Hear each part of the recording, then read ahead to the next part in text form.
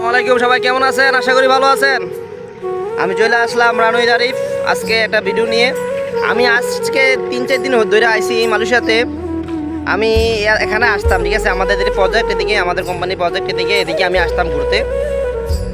এখনও আসতেছি, ঘুরতেছি। এখন আমরা কাজ পাই, এদিন কাজ পাই যাবো ইনশাল্লাহ।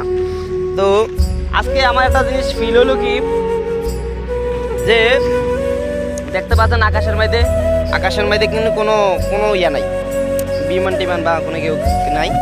তো আমি কোনো দিন ধরে খালি এতে ঘুরতে আমার দিই, প্রত্যেক 5 মিনিটের মধ্যে একটা বিমান উঠতেছে, প্রত্যেক 5 মিনিট উঠতেছে নামতেছে দেখতে খুব ভালো লাগে। রাতের ফিলটা আরও ভালো লাগে, ঠিক আছে। যেমন একটা বিমান না উঠতেছে, আর একটা বিমান ওই দিকে ঘুরে আস্তে ঘুরে আসতেছে নামতেছে।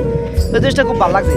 কারণটা হলো কি, এই বাংলাদেশে নাকি প্রচণ্ড পরিমাণে দুর্যোগ চলতেছে, মানে 10 নম্বর সংকেত চলতেছে। 10 নম্বর সংকেতে নাকি মানুষ কক্সবাজারে ঘুরতো, 10 নম্বর সংকেত দেখতো। তো দেশের প্রচণ্ড অবস্থা খুবই খারাপ।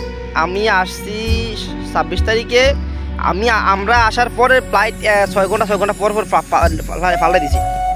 এখন বর্তমানে আমার মনে হইতেছে কি, যে প্রবাসীরা আসে দেখা, এই মালয়েশিয়াতে আসে দেখে মনে ফ্লাইটটা প্রচুর পরিমাণ বেশি।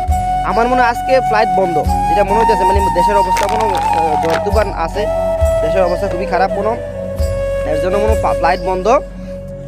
তো যারা এই ইয়াতে আছেন, বাংলাদেশে আছেন, এখনও ফ্লাইট হয় নাই, মালয়েশিয়াতে আসবেন, তাদেরকে উদ্দেশ্যে বলতেছি যে যাদের ফ্লাইট হয়ে গেছে, যদি ফ্লাইট হয় আজকে, যদি ফ্লাইট চেঞ্জ করে দেয়, অবশ্যই ফ্লাইট হবে 31 তারিখ পরে হইব।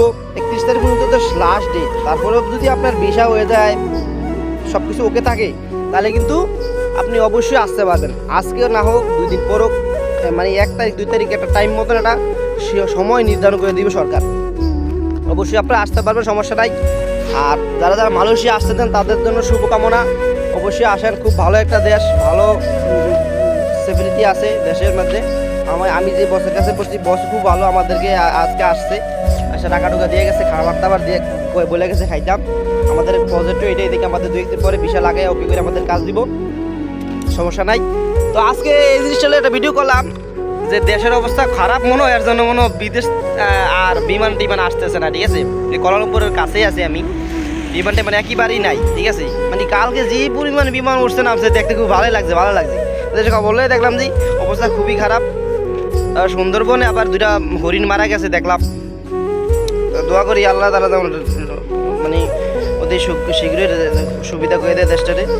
তো সবাই টেনশন করবেন না, যারা আসতে পারেন নাই, ভিসা হয়ে গেছে, হয়ে গেছে, টিকিট ফ্রিজ হোক, 4 দিন পর হোক, 8 দিন পর হোক, অবশ্যই আপনারা আসতে পারবেন। দুর্যোগ শেষ হয়ে যাক, 10 নম্বর সিঙ্গেল এটা শেষ হয়ে যাক, অবশ্যই আপনারা আসতে পারবেন।